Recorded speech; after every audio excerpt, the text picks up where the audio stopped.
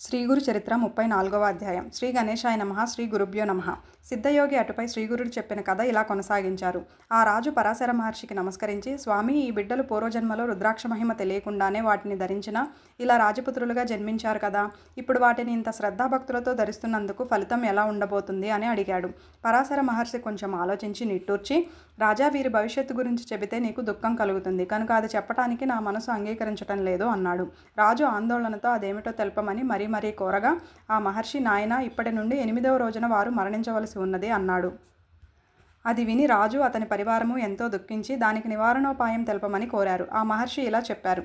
భయం లేదు. శ్రీమన్నారాయణుడు బ్రహ్మను సృష్టించి అతనికి ప్రసాదించిన వేదం యొక్క సారమే రుద్రమంత్రం. అది 4 పురుషార్థాలు ప్రసాదించగలదు. సృష్టికర్త తన వక్షస్థలం నుండి ధర్మాన్ని, పృష్ఠభాగం నుండి అధర్మాన్ని సృష్టించాడు. ధర్మాన్ని అనుసరించిన వారికి ఇహపరాలలో సుఖము, అధర్మాన్ని అనుసరించిన వారికి దుఃఖము కలుగుతాయి. కామము మొదలగు వికారాలు అధర్మం నుండి పుట్టినవే. వాటిని అనుసరించి మరెన్నో పాపాలున్నాయి. కానీ ఏ గ్రామంలో రుద్రజపం జరుగుతుందో అక్కడ ఈ పాపాలు ప్రవేశించలేవు. అది సర్వపాపహరం. పూర్వం రుద్రమంత్రం జపం యొక్క ప్రభావం వలన పాపులు కూడా పరిశుద్ధులవటం వలన యముడు బాధపడి బ్రహ్మకు విన్నవించుకున్నాడు. అప్పుడు బ్రహ్మ, యమధర్మరాజా, మదాంధులు, తామసులు, భక్తి లేని వారిని మాత్రమే నీవు దండించాలి. భక్తితో రుద్రమంత్రం జపించే వారి దగ్గరకు నీ దూతలు వెళ్ళనేకూడదు. అల్పాయువు కలవారు కూడా దాని వలన దీర్ఘాయువు పొందగలరు.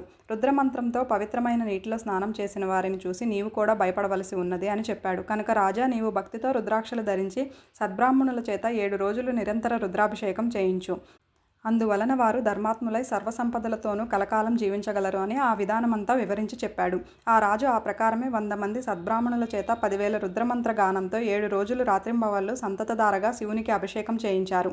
నిత్యం అభిషేక జలంతోనే రాజకుమారులకు స్నానం చేయించారు. చివరి రోజు సాయంత్రం ఆ బిడ్డలిద్దరూ స్పృహ తప్పి పడిపోయారు. అప్పుడు పరాశర మహర్షి రుద్రమంత్ర జలం వారి మీద చల్లాడు. వెంటనే వారు లేచి కూర్చున్నారు. అప్పుడు ఆ మహర్షి, బిడ్డల ప్రాణాలు అపహరించడానికి వచ్చిన యమదూతలను శివదూతలు వచ్చి తరిమివేసి ఆ రాజకుమారులను బ్రతికించారు అని చెప్పాడు.